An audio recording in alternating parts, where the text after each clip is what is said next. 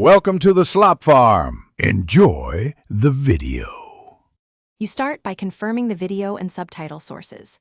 First, make sure the video is accessible in Telegram or on your device and that you have an SRT or AS file. If not, you'll use a subtitle bot to generate one.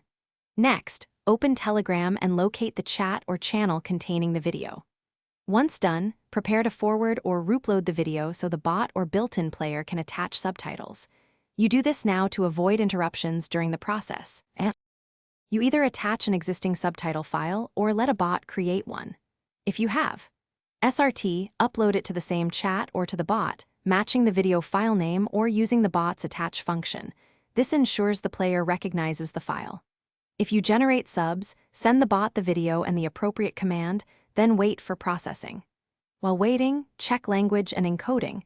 Make sure the file is UTF-8 and timings align, because mismatches cause distinct captions. You finish by testing playback and selecting captions in the Telegram player.